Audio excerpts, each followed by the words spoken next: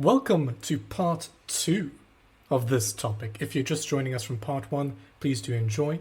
But if you're just clicking on this for the first time, we've left the first part of this episode in the description below. So if you want some extra context and more fun information, do check it out. But otherwise, enjoy. All right, Vince, thanks for that, man. Yeah, I mean, these nefarious business practices. And yeah, to be honest, I thought you were going to take kind of a wholesome direction to Nudgenomics. I mean, it was designed by an economist, Richard Thaler, and a lawyer, Cass Sunstein, to kind of be this force of good, pushing people subtly towards behaviors that benefit them, that increase their welfare. You know, they released a book in 2013 entitled Nudge. I think Thaler won a Nobel Prize for it, or for the theory behind it. I mean, it contributed greatly to behavioral economics. But, you know, in their definition, they kind of list 3 points that a nudge has to be. And I'm about to read them to you, because I'm going to be talking about some other dubious practices of the nudge. And one very, very cool story. We'll get there. All right, so the first, a nudge has to be transparent. You have to clearly see what it's intending you to do. All right, there's a few examples of them not being transparent. Importantly, it has to be easy to opt out. Thaler recommends a click of a button or a simple word saying no, something like that, easy to opt out, and you can easily opt out of all the options displaying to you, right? And thirdly, there has to be good reason to think that the behavior encouraged will improve welfare, either for society or for yourself. All right? Generally for yourself, right? So these guys made this concept to promote good marketing, good things? Good behavior. So some of the examples they listed were nudges can be used to lower your electricity bill. If you get some kind of summarized letter from your electricity service provider telling you what your neighbors and you, how are you using your energy consumption, and is your neighbors lower, humans are more likely to try copy their neighbors, especially if it is lower, right? That's something like you use social norms to guide people's behavior. That's really interesting. Another way of doing it is anchoring. So you would kind of put a position as like a default. For example, actually anchoring and defaults are kind of different, but let's talk about defaulting. For example, some countries, organ donation is a default. It's an opt-out. And they have it's like 13% in countries that have opt-in, and it's like 97% organ donations for countries that have opt-out. You know, I mean, you can talk about the ethics of organ donation another time, but I mean, it's a pretty good thing for society. A lot of people, you know, are getting their organs in comparison to opt-in societies. So this is kind of where they wanted the nudge to go to. A small, subtle change in what they call choice architecture to lead people to a better behavior. All right, simple as that. I won't go any deeper. But I'm guessing that that's not what they used it for, based on your tone. Well, they used it for that. Other people haven't, like businesses. So I actually have a quote from Richard Thaler himself. He wrote an article in the New York Times about 2 years after his book released. And he says, "Whenever I'm asked to autograph a copy of a Nudge, the book I wrote with Cass Sunstein, the Harvard law professor, I sign it. Nudge for good is what he signs it. Unfortunately, that is meant as a plea, not an expectation." Wow. So he's rarely asking people to nudge for good, but people don't. In this article, he describes a time where he got a marketing email, and it was a review of a book, you know. It was a marketing email from a respected author reviewing a book he wanted to read. And he clicked on it, and he was met with a paywall from the London Times, right? And the paywall is like $1, read this article. We've chatted about the New York Times before as well. And before clicking it, he was very enticed to do it. He was defaulted to this option. It looked good. Look at the T's and C's. There's no easy opt-out function. You have to phone the the company in the UK to opt out. It's not even a button click, all right?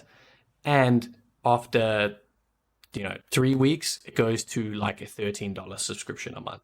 Like, that is not transparent, and it's definitely not to the person's benefit. I mean, maybe if they just read a ridiculous amount of news and current affairs, maybe you can. But your average person, definitely not. Yeah, and like, it's disobeying all three of the nudges that he would classify as, being a good nudge.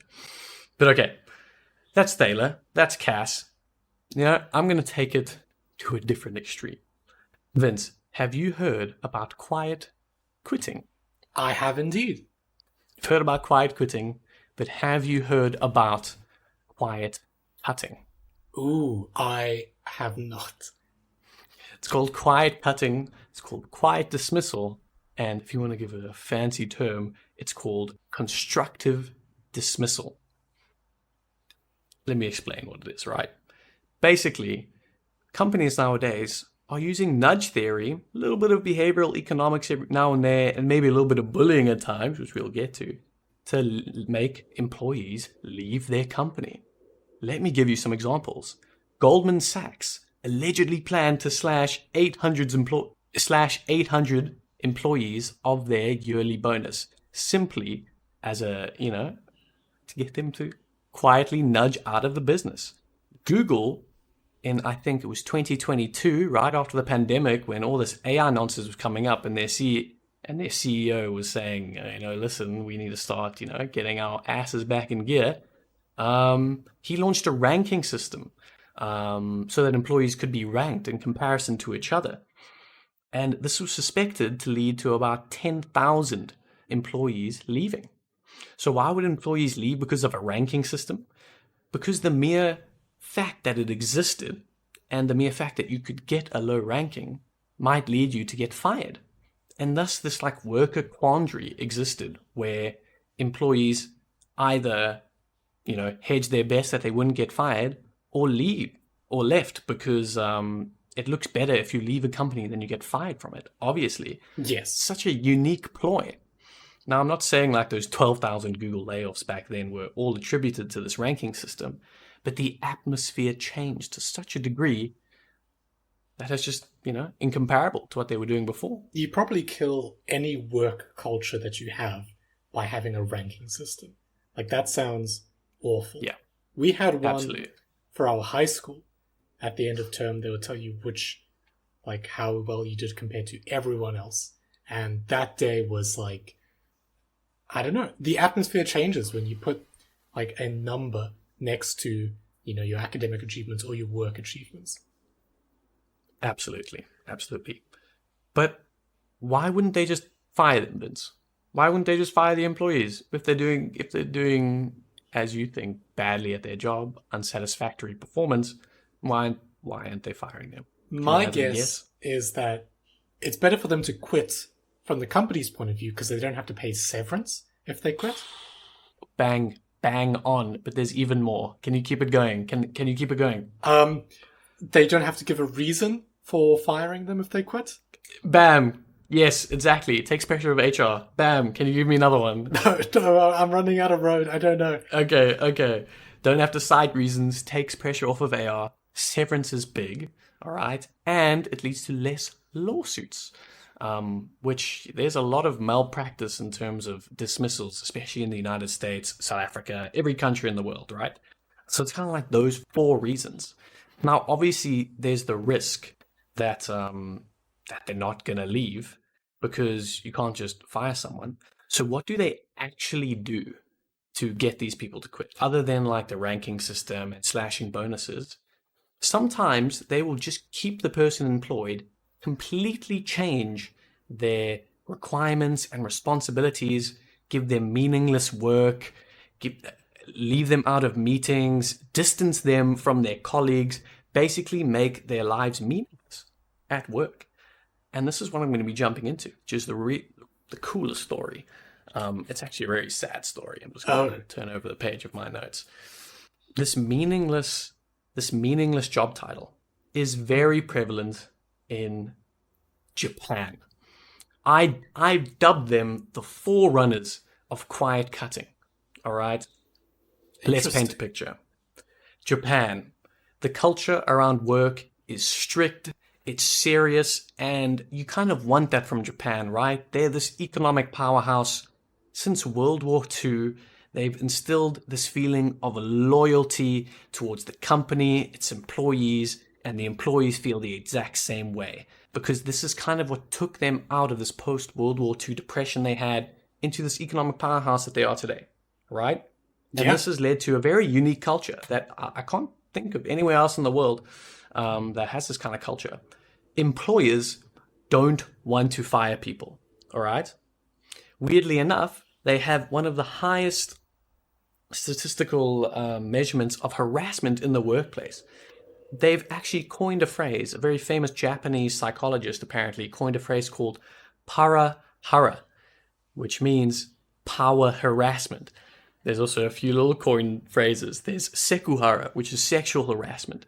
There is, there's another one. Oh, there's matahara, which is maternity harassment. It's wild, right? Yeah. Okay, so employers don't want to fire people, and they harass people a lot. There's quite a big bullying culture there because it's very strict. Apparently, they don't let you use your phones and things during work. You can't check text messages. But that's kind of standard workplace stuff, right? Other than maybe the first two. Not wanting to fire people is really weird. But what's also really weird is employees don't want to leave. There's a huge societal taboo about firing employees and employees leaving a company. The company is expected to be as loyal to you as you are expected to be loyal to the company. All right?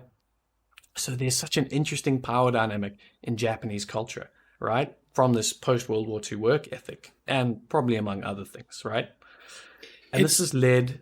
Yeah? It sounds like just this battle within the company where the company doesn't want to fire you, but you don't want to quit. So it's like a stalemate where each person is trying to do what they can to like get the other person to move, either to fire them or quit. Yeah, it literally exactly. And this has led to a few policies. One of them is that Japanese workers have the right to retire at quite a young age. 51, actually, which is a very young retirement age, and they can definitely do that. Some don't, you don't have to, but you can retire at 51 and get all of your pension benefits and things like that, right? But sometimes people don't want to leave, and sometimes the company wants to get rid of people. So how the hell do they nudge them out? And at this point, what I'm about to describe to you isn't even a nudge. It's so overt, it's not a nudge at all. It's been called a few things, right? And it's actually evolved. Its first kind of basic existence was called, and I'm going to butcher this pronunciation, Mada Giwazoku. Mada Giwazoku, all right? And this is kind of described as sitting by the window, all right? They would, especially back in the day, employees they wanted to leave, they would make them sit by the window all day, read a newspaper, and do nothing. They would have their job on paper, they'd get paid, that's what they'd do. Nowadays, it's evolved to a sort of banishment room. I've heard about this. Yeah, it's literally evolved from a nice, pleasant room. Hey, we're expecting you to quit. Please leave, but we're not going to tell you overtly. We're not going to fire you. Now it's called the Odashi, Odashi Heya. Something like that, pronunciation's not my forte. The banishment room. And this is ridiculous. They leave you in a room without your phone, ostracized, which is very, very, it's like a heavy punishment in Japan, which is very community driven. You are ostracized from your colleagues, you're given no meaningful work, and you're just sitting in a room all day, and they're waiting for you to quit. And it's been going around in Japan for a long time, but major companies do it, have done it, and still do it. Insane. There's a gentleman here named Shusaku Tani, sorry. And he was employed at a Sony plant, and he's worked there for 32 years. All right, he's an engineer. Sony, massive company, from video games to, I'm sure they make chips, they make equipment, televisions, anything you could think of. Tony kind of has their paws in it. But for 2 years, he got the window treatment. Simple 2 as that. years. 2 years, and he stuck it out. He gets paid. They've kind of tried to track down on workplace harassment. Like, this is called constructive dismissal, obviously, and it's illegal in the United States and UK. But I've even read some stories where it happens there. All right, there's another lady. Same thing happened to her at her London office. Especially with remote work, it kind of just exacerbated the issue. It's very easy to ostracize someone and get them to leave with remote work. I mean, the obvious worry for a company is someone's just going to collect their paycheck until they get fired. Yeah. But people don't really want that. They want to know that they're advancing their career. It's very obvious when this is happening. You get no career advancement. You have no meaningful work, workplace relationships. You're not meeting anyone. I mean, it must be horrible. I mean, they're not even treating you like a human being at that point. Yeah. I mean, it sounds like solitary confinement in like a prison as like a punishment for these employees. And I don't even think that's over-exaggerated. Yeah. I know a lot of listeners might be like, oh, you just get a paycheck for sitting there. But I think there's only a certain amount of time where you can keep that attitude up to where you start to think like, maybe I should quit and actually do something with my life rather than just wait it out and not be a part of a community or not actually do something with your career. And can I tell you the cherry on top to this entire story, Vince? There's a new industry, not booming in Japan, but something that's surfaced. You hire people or a company to quit your job for you. There's a very well-known company called Exit in Japan. Yes, because employees are so scared of upper management because they've been harassed constantly. I mean, I'm oversimplifying, but in general. And they don't want to be, they feel guilty about leaving. This society is ingrained about this. And you pay them, it's estimated about $144. So $144. This company will notify your company that you're quitting. Cheers. See you later. Imagine paying to resign. That's so interesting. And I'm fascinated by this work culture in Japan. Because there's a lot of interesting things in that region when it comes to working. But I can't ever imagine paying a company to quit my job for me. That sounds insane. Yeah. Well, there we have it. I've chatted about kind of the worst nudges you can conceivably think of. You've chatted about some bad ones as well. But I'm sure there's some good ones out there. I'm sure there's a lot of government policy and good people that are working to make nudges work for the consumer, make your life a bit better. We just haven't devoted our research there today, dear listeners. Yeah. It makes for an interesting story, doesn't it? It definitely does. But all right. That concludes, episode 19 of Untold Wealth. This has been Devon and Vince Belloc. Yeah, and rate us 5 stars, give us a like on the video, share this with your friends. We will see you in the next episode of Untold Wealth. See ya. Bye.